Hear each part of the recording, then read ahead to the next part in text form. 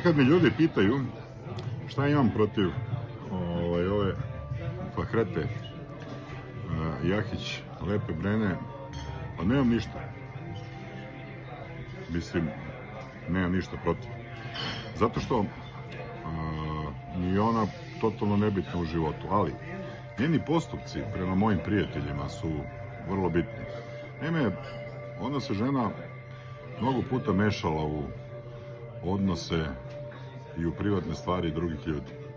Tako recimo nameštala Miroslavu Iliću nešto što apsolutno ne postoji. Pa je nameštala Aci Lukasu razvod braka.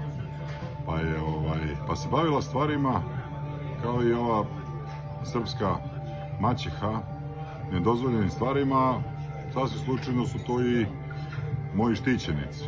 I onda kad me pitate zašto treba da otkrivamo stvari o njima, pa zato što su one toliko pokvarene osobe da o njima trebaju da se znaju stvari. I evo još jedne stvari, Breno ili Ljubice, šifrirana. Onda kad si pobegla od Popovića i završila kod Brege u Sarajevu, sjećaš li se da su ti bacali i da su ti donosili na udicu od štapa sendvič? Ili si to zaboravila? Pa ćemo dalje neki drugi put. Ceo onaj žiri u Grandu, tam je u stvari Sodoma i Gomora. Počev s leva na desno, ne znam za ovog čoveka, mislim da se Bosanac zove, njega ne poznam i neću o njemu da komentarišem, jer koliko sam čuo od Lukasa da jedini ne pripada toj klapi. Sve ostale koji se tamo nalaze, mogu da kažem da učestvuju u prve svega uništavanju kulture, a onda iza toga u mnogim drugim stvarima, počeo od Đorđa Davida koji je maloletnicama svašta pisao, ucenjivo ih i tako dalje. Mislim, on je nebitan lik generalno, ali sedi u tom žiriju i glumata velikog muzičara u stvari je analfabeta za muziku i nije ni čudo što ga je isterao iz ove generacije 5, čini mi se. I zabranio mu da izvodi sve pesme, tako da je to sve ono što on izvodi laž. Ne znam na osnovu kojih kriterijuma on može nekog uopšte da ocenjuje. O Mariji Šerifović, ona govori sama o sebi, srpska maćeha, mislim, Sodoma i Gomora. Ana Bekuta ili Nada Polić i gospođa Snežana Đurišić, mislim da mole Boga svaki dan samo da ne počnem da pričam stvarno ono što znam o njima. Ali očekujte me brzo. Ćao!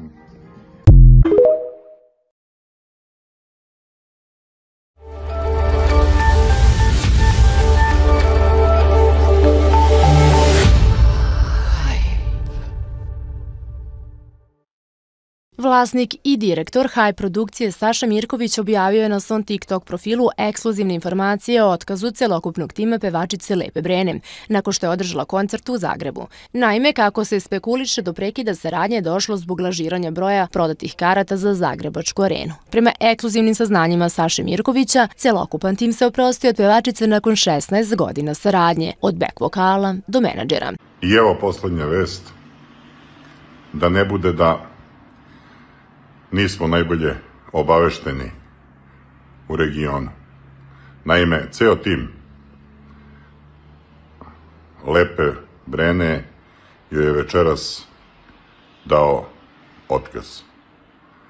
Od back vokala, muzičara, menadžera i svih ostalih članova ekipe joj se zahvalio na 16-godišnjoj saradnji. Tako da je to još jedan od dokaza da ovo sve što sam pričao, da sam u pravu i da je istina. Ko ne veruje, vidjet će sutra. Ćao. Kako je Saša Mirković nedavno istakao, takvi izvođači svesni su da njihova popularnost više nije onakva kakva je bila nekada, te teško prihvataju činjenicu da postoje mlađe generacije umetnika koji su uspešniji od njih. Kao primer, Mirković je naveo Lepu Brenu, ističući da je shvatio kako ona nije uspela da proda 6 arena, kako je prethodno najavila. Takođe dodao da postoji velika sumnja u sve što se dešava sa njenim koncertima, posebno u vezi sa činjenicom da su ti nastupi odjednom pomereni, kao i simptomatično stanje u kojem je navodno slomila nogu u tom trenutku. Zašto neki pevači vole da varaju publiku? Zato što su svesni da njihova popularnost nije više onakva kakva je nekada bila i zato što ne mogu da prihvate da postoji bolji od njih i da su neki iz nove generacije uspešniji. Naime, šta se desilo? Ovih dana kada sam puštao koncert Miroslava Ilića u Zagrebačkoj areni za 18.10.2025. godine, to je pred 2 dana, shvatio sam da je ogromna njegova popularnost i jedva čekam da se vidimo 18. listopada u Zagrebačkoj areni, oktobra ili 18.10. istakao je Mirković te dodao. Tada sam shvatio da u stvari Brena nije ni prodala 6 arena kako je najavila, nego mnogo manje. I odjedanput se koncerti pomeraju za neko drugo vreme, zato se dovodi u pitanje i to da li je slomila nogu tada ili je publika prevarena. Razmislite, zaključio je Saša Mirković.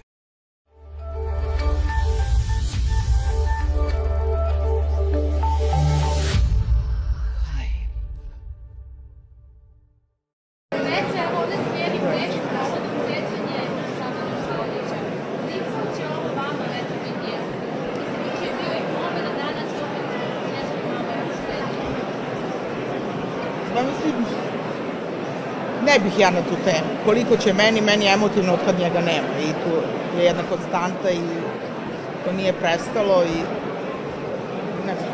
Kakva su vaše sećanja na Šabana? Sećanja? Da. Ja još uvek nemam sećanja. Ja još uvek mislim da je on tu i da, jer on se toliko sluša gde uključite radio stanicu ili negde iz kola čujete. On je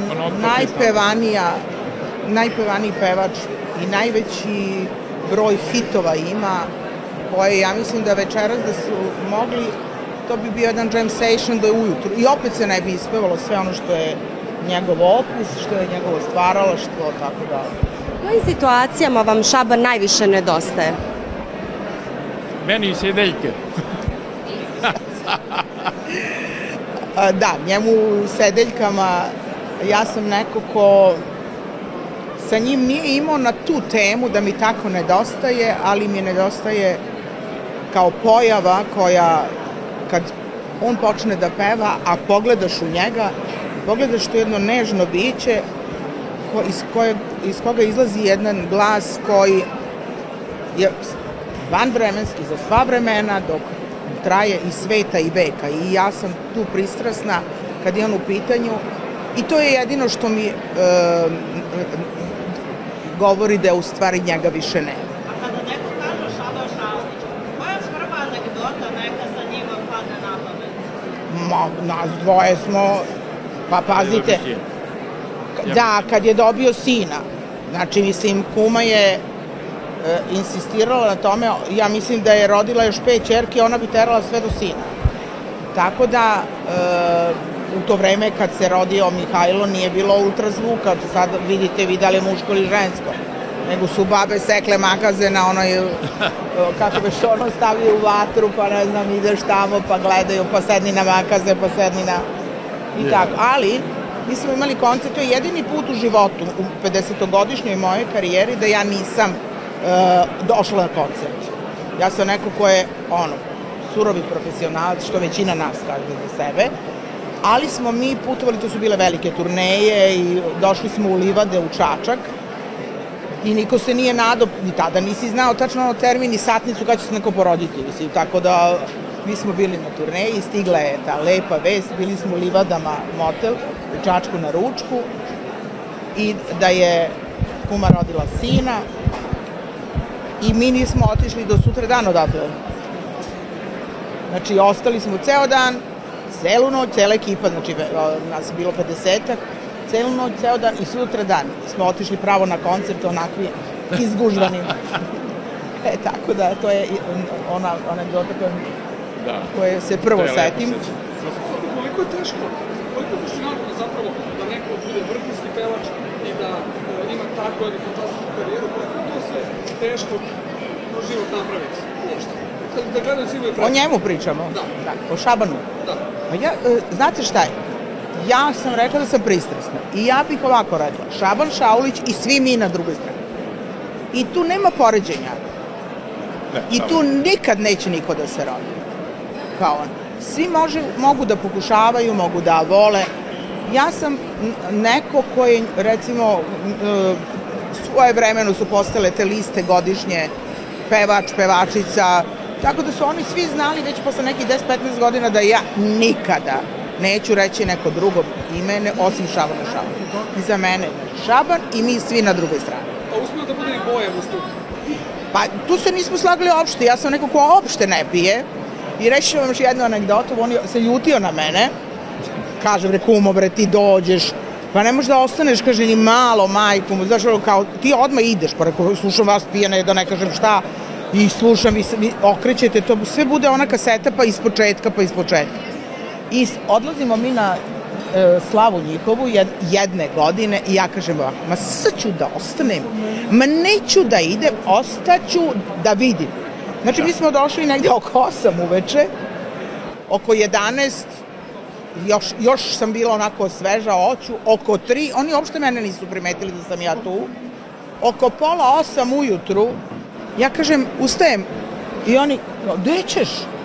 Preko doplo vas pozdravljam, idem kući, ali vi znate da sam ja od sinoć od 8 ovde, nemoj da pričaš. Oni nisu jednu rečenicu sa mnom razmenili. Ja sam otišla kući, a Miroljub je sutra uveče se vratio kući.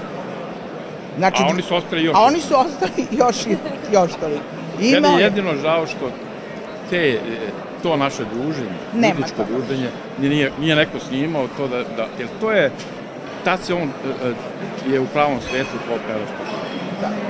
I to je jedno nešto najlepše detke koje mislim u životu nikad, samo znaju ljudi koji su bili tu.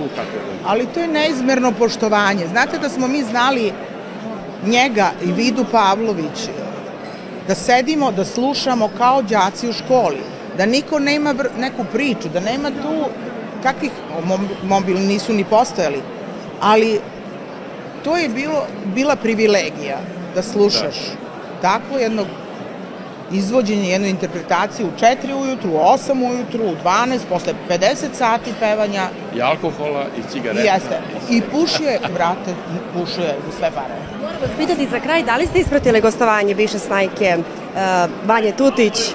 Da li negde kako to komentarišete? Da li ste ispratili Vanjino gostovanje u emisiji Pretres? Da li imate neki komentar? Lično za vas, o svojoj bivšoj snaji, sve najlepše ću reći. Ona je rodila 2 zlatne jabuke, meni 2 unučadi i poštovanje od mene i kapa dole do kraja života. Šaban je pevao mnogim ženama. Samo Zoricu nije. Da, nije. Ali sam u kuma, pa nije mogao nikakvu inspiraciju da dobije što se toga tiče. Da. Hvala.